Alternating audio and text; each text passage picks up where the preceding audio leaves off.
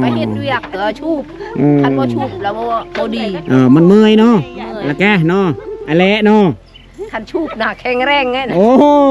บอกผู้บ่าวได้ผู้บ่าวท่าฟังอยู่นี่ซื้อลิฟว้าวเลยคุณตะเบินโอนกระมันโดนเนาะกระมันกระมันมีลูกไผ่บ่มีลูกไผ่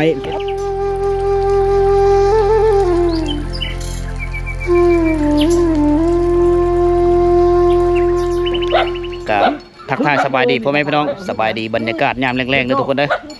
มื้อนี้ข้อยเองอยู่ที่บ้านตะลุงเมืองนองแขวงสวรรณเขตทุกคน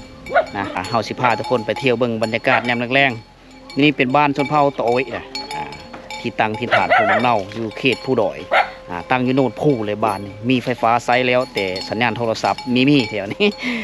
ตัดขาดจากโลกภายนอกก็ว่าแม่นนะแต่เบิ่งซื้อออนไลน์โดยระบบจานดาวเทียมทุกคนเบิ่งทีวีบรรยากาศยามแรงๆพากันนั่งลิ้นอยู่ซ่านนี่ละง่อยฮึดเนาะออกทางดังคักได้แม่สุบโอนออกทางนี้เลยเนาะอันออกทางมุกออกทางมุกอันออกทางมุกเขาให้ย่าในย่าได้บ่อย่าบรูนะบ่ปโอตาในเตะบ่เตะตาฮะบ่ได้เนาะบ่ม่วนปักนี่ละบ่ม่วนปะนี่ละบ่ม่วนเรียกนะชูบนี่ละม่วนอีนี่กินข้าวก็แซ่บกินเต้าก็แซ่บกินน้ำก็แซ่บโอ้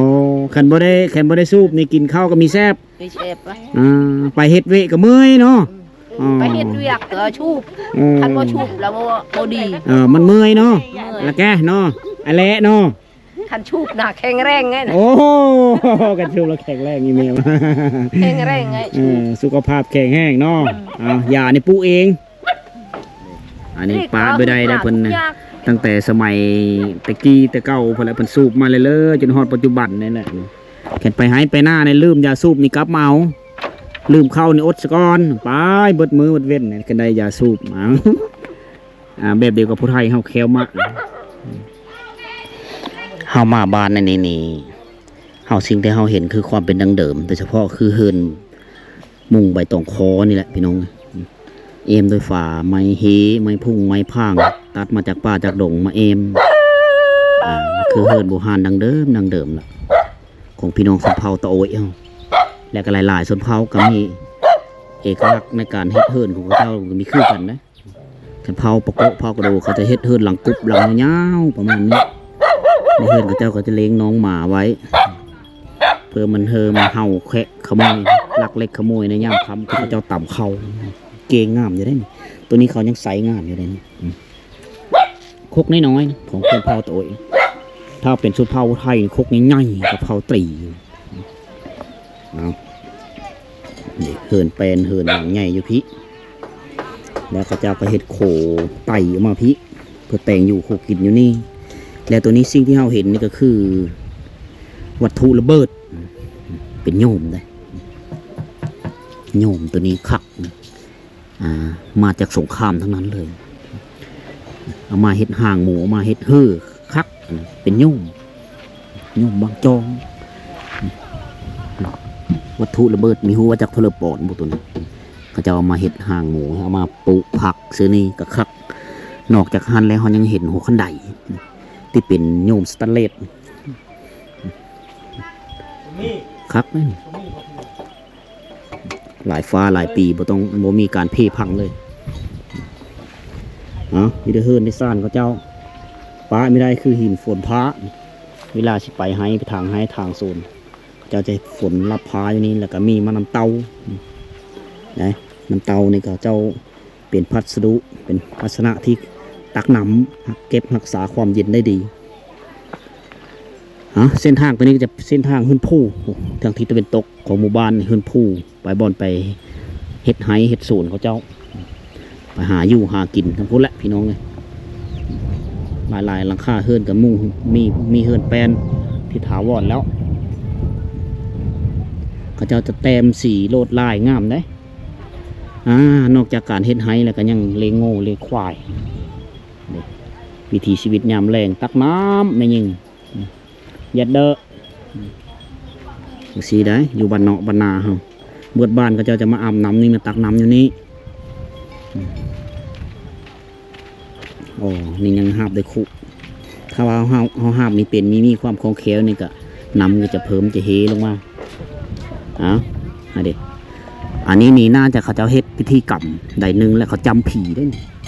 ในมือก่อนเขาจำผีเลยนี่เขาบักโคตรล็อกงอกแลกแงกอันนี้นี่บนเขามุมัดแบหรือมัดโง่มัดควายเขาจำผีแหละเลงโง่เลงควายผู้จะกองตารางเฮือนอยู่อันนี้คือปังระเบิด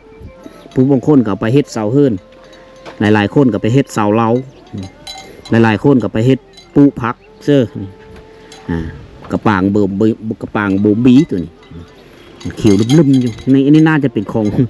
พ่อใหญ่ทำนะนี่เป็นของมูลของอเมริกาปะไว้คือลูกหลานเขาได้เบิ่งแต่สงครามมาฮอดปัจจุบัน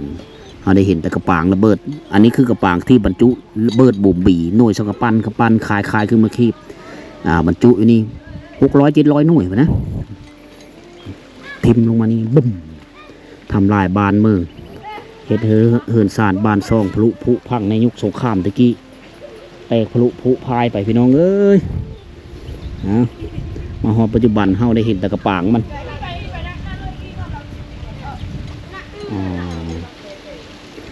หมดเวลายามแรง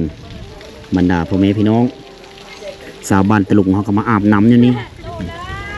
ผู้บางคนก็มาตักน้ำโดยใส่น้ำเต้าเอามาขีดนี้เขาจะได้เห็นน้ำเต้ามันก็กิ้วงามเขาจะเลือกเอาแนวพันธุ์ที่งามมาเห็ดน้ำเต้าสำหรับตักน้ำเอามาไว้ดื่มกินอยู่เพื่อนรักษาความเย็นคักๆนะเอามาที่เขาจะได้เห็นอันนี้คือเครื่องบูฮานคนบูฮานตะกี้มีคุมีพี่เลยเขาจะมีอันนี้ละ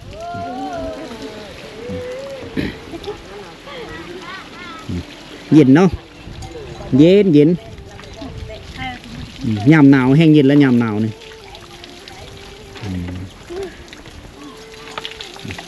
กระตุกน้ำดื่มบรรจุน้ำอยู่ประมาณ1,500 มิลลิลิตร2 ตุกได้3 ลิตรเขาจะเก็บรักษาไว้เพื่อเอามาตักน้ำแล้วก็มีฝาอาดพร้อม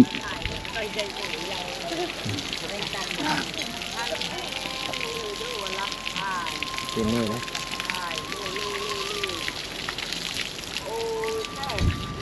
โอ้ฟ้าดังหึมฝนตกเลย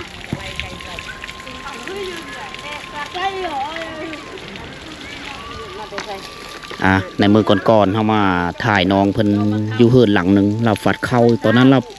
ราเฮ็ดหน้าที่เป็นลูกสะใภ้เนาะแต่มาตอนนี้นี่โสดรอบ2แม่นบอกแม่โอ้เมื่ออยู่เฮือนโผได้จักเดือนก่อนได้จักเดือน4 เดือนแต่เดือน11แล้วก็หย่ากันคือย่าไว้นะคือป้าง่ายแต่ป้าผูนะบ่คิดฮอดบ่ยอดที่กันแต่โมเมนต์แนวคู่เฮาโมเมนต์เนื้อคู่เนาะเอากันหรือมันเนื้อคู่เลยจะเอากันนะจนอยู่น้ำกัดแล้ว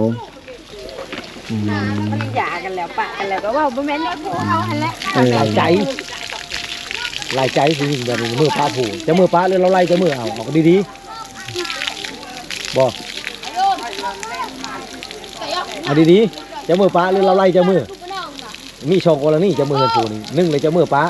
ช่องแล้วเราไล่จะมือมาถือกันจะไปเนาะบ่เข้าใจกันกล้าว้าวจันพูดได้ยินบ่เราเมียไม่แล้วเราเมียไม่แล้วเอาถามนี่เราเชื่อตาเบิ่งขึ้นผูเข้าเราอยู่ได้เถอะเห็นกันกระถามอยู่เดี๋ยวนี้เนาะบ่ได้ถามเลยตอนนี้น้องเพิ่นไปเป็นสาวมักแตกไปอยู่โครงการเก็บกู้ระเบิดเนาะโอ้ไปอยู่ระเบิดบ้านนี่อยู่พักผ่อนบ่ช่วงนี้พักผ่อนเนาะพักเวลามาอยู่เพื่อน5 โลทัศน์บ่พักวันที่22โอ้ท้ายเดือนก็จะพักหน่อยเก็บกู้ระเบิดบ่ทันแตะอยู่ในบนหน้าดินมาแล้วเหรอเก็บแซวมาแล้วนะทางลูกทางหลานเนาะมาลุงตุงติงมาแล้วโอ้ยามหนาวนี่แต่ละเย็นน้ำเนาะน้ำห้วยน้ำไหลมาจากป่าไหลมาจากภูเขา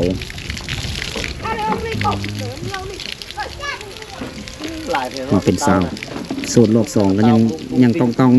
ยังงามอยู่เนาะ น้ำบ่ได้ในช่วยนาแบบนั้นเชื่อก็บ่นั้นนี่บัดนี้ คือเจ้าพาให้ค่อยแก่ชงพูด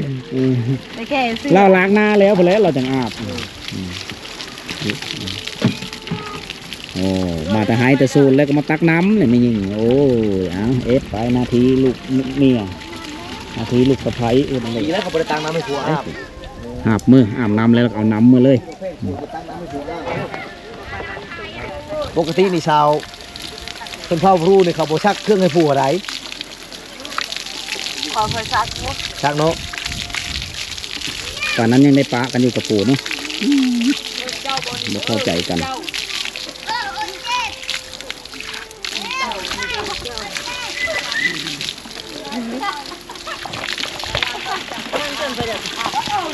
บอกผู้บ่าวได้ผู้บ่าวทาฟังอยู่นี่ ซื้อลิฟต์ ซิลิปราคามาเป็นสาวโซนรอบสองนี้มีคนมาจีบดูอยู่บ่บ่ค่อยได้อยู่เฮือนเนาะบ่มีเลยคือว่าแล้วเนาะสัญญาณโทรศัพท์ก็บ่มีเนาะมันล่มอยู่เฮือนเลยแล้ว เราไปอยู่พุ่นหลายนี่เราติดอยู่พุ่นแล้วพออยู่พุ่นนี่มันลิ้นโทรศัพท์ง่าย จนขาด มาบ้านนี่จนเหงาแม่นบ่ อยู่บ้านก็ไปเฮ็ดเวทอยู่ใส่หมอนกว่า อยู่เห็ดเวท อยู่บ่เฮ็ดเวทหมอนเนาะสังคมมันหลายเห็นเฮาได้เห็นหลายสิ่งหลายอย่างเนาะมาอยู่เฮือนก็เห็นหน้าพ่อหน้าแม่ก็ไปเสียหยังให้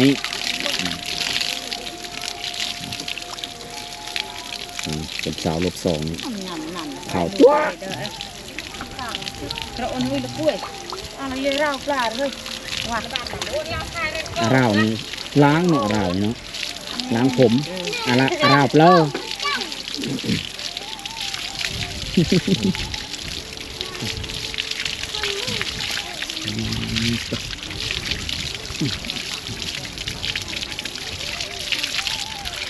อุ๊ยมาแล้วมาแล้ว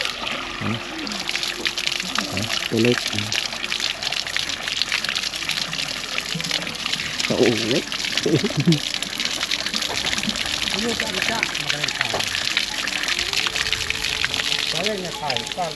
น้องลิฟซื้อลิฟเส้นทางที่เราเห็นนี่นำไปนี่จะหอดหงเห็นปฐมบ้านตะลุงแล้วก็นำไปเรื่อยๆก็ไปเสื้อบ้านจอระเวียงบ้านจอระเวียงนี่ขึ้นกับเมืองตะโอ้ยแขวงสารวัตรแล้ว เป็นบ้านนี้เป็นบ้านสุดท้ายของแขวงสวรรณเขตเฮาผู้และบอลเนื้อที่ทำการผลิตของเขาเจ้าก็อยู่ไห้ผู้และทุกคนอยู่ไห้ตีนผู้ทุกคนไห้เขาเจ้านะเขาเจ้าจะไปเฮ็ดไห้อยู่พุ่นเฮ็ดสวนอยู่พุ่นอยู่ในผู้แห่งนี้จะเต็มไปด้วยบรรดาสัตว์ป่ากระเหาะกระแตนับแต่กล้วยป่าเห็นชาวบ้านเขาเจ้าก็เอาปีกล้วยเอาหวายมาเป็นอาหารไปหาเฮ็ดหาไปเลยเครื่องป่าของลงมาเป็นอาหารผู้นี่เป็นคือแรงทำมาหากินของชาวบ้านนะในบรรยากาศยามแรงชาวบ้านก็หลุมลงมาบนน้ำริมเขาเจ้าก็อาบน้ำอยู่หันไปตักน้ำอยู่หันคนเบิดหมู่บ้านทุกคนบ่ได้ฮะ อันนี้แหละคือเฮาเอาแล้วทุกคนนี่ ตะเบินโอนกระมันโดนเนาะ เล่น กระมัน กระมัน บ่มีลูกไผ อ๋อบ่มีลูกไผ่ เฮ็ดเองเลย เฮ็ดเองเลย ใช่เฮือนน่ะไกลบ่ เพื่อนน้อย เยอะบ่ป้านั่งไว้ ๆห้ามปลาเอ็นเต็มหน้า เขาถามเราหยุดบ่ต้องถามบัดนี้ เรานะ อ๋อนี่มีลูกไผ่แล้วแนวนี้ มาแต่ให้แต่ชวนนี่คือผู้หญิงนี่บ่ได้วางได้บาแต่ผู้ชายนี่ย่างแต่โตก็มี ยางไกวเห็นแล้วมาเลยผู้ชาย อุ้ยเพื่อนเราอยู่ทางนั้น เต็มแห้งเลย โอ้ยันขึ้นนี่ก็บ่ได้ง่าย โอ้โหน่าจะเป็นหลังนี้เฮือนผู้สาวกำลังฟัดเข้าสีแล้วก็ฟัดกระม่อน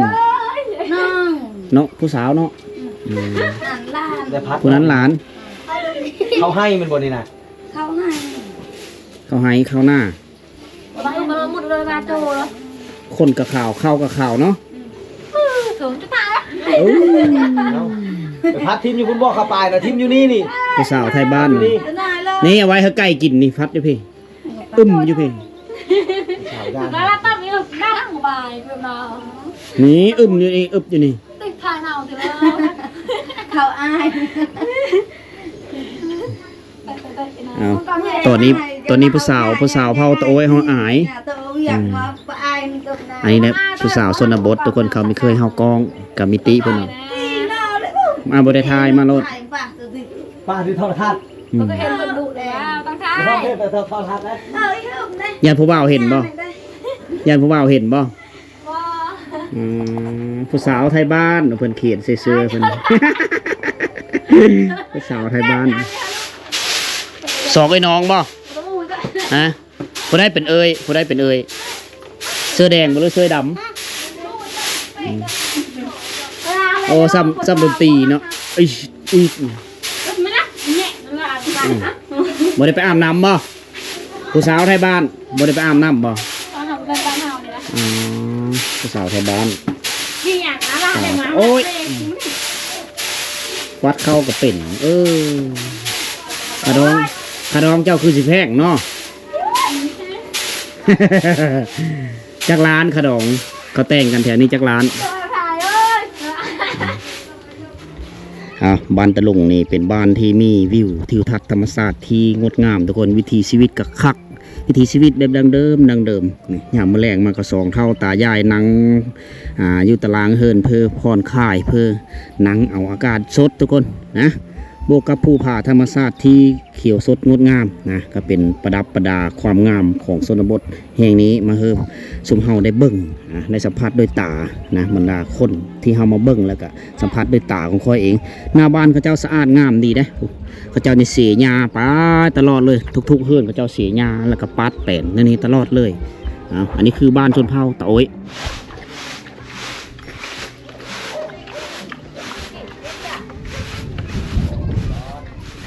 เอาอุบบอกนี่อุบมาวัดเขาคนนี้หลานคนนี้นี่เนาะเพิ่นกระไซเฮ็ด ลูกเรา ลูกเล่า ลูกสาว เป็นน้อยทำไมกัน ซอยเวก ปีแรกลูกขนาด เจ้าบืนวะ 4 ปี 5 ปี ว่าแล้ว5 ปีแล้ว 6 พกก็ยังกว่าอยู่เข้าเฮ็ดห้องได้ฮะ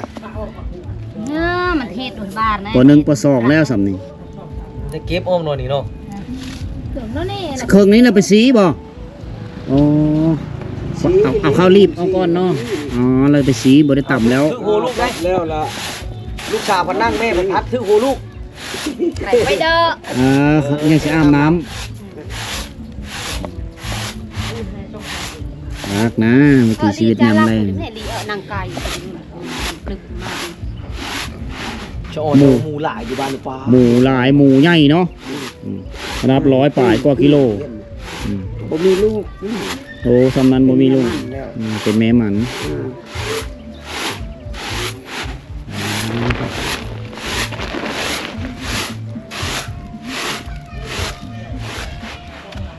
เพื่อจะได้กินข้าวเนาะไปซักไปทางให้ไปซักเสียหญ้า เบื้องเขารีบในความลายนะ ไปหูดมาแล้วก็ต้องได้ฟัดแล้วจะนำไปสีมันแล้วก็ต้องเข่งต้องฟัดเก็บเอา นั่นเราคลิปออกเธอละไม่ดีนะครับ เก็บเอานะตัวนี้น่าจะเป็นเข้าที่ติดก้างมานำเขาเจ้าหูดได้แถวนี้เนาะพอเราดูการที่ว่าเข้าให้ซุกเขาเจ้าจะหูดเอาผู้หญิงมีเฮ็ดเวซอยครอบโคเฮ็ดเวซอยแม่ได้หลายกว่าผู้ชายเอาเสื้อจอยนี่แหละกุ้ยกุ้ยก็คืออ๋องเย่ เนี่ยเพื่อจะได้สีอันนี้มื้อเช้าจังสีนี่สีตรึบหมูจะกินห่ำเลยคำแล้วมันจะกินห่ำแล้วหมูเขาได้เอาน้ำมกลงมาเลยนะอันนี้คือการฝึกวิชาหาอยู่หากินการดำรงชีวิตให้ลูก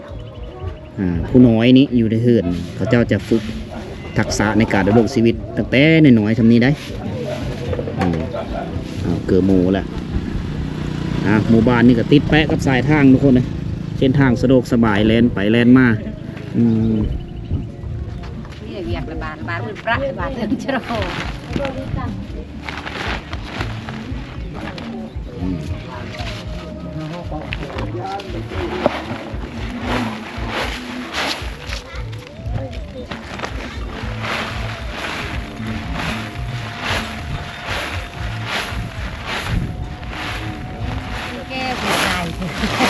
ไปจักแก้ว เก่งหลายหลานน้อยเฮา เจ๊กละบาทีก็คือ เฮ็ดวิให้แม่คือค่อยเว้าแหละผู้หญิงน่ะจะเฮ็ดวิ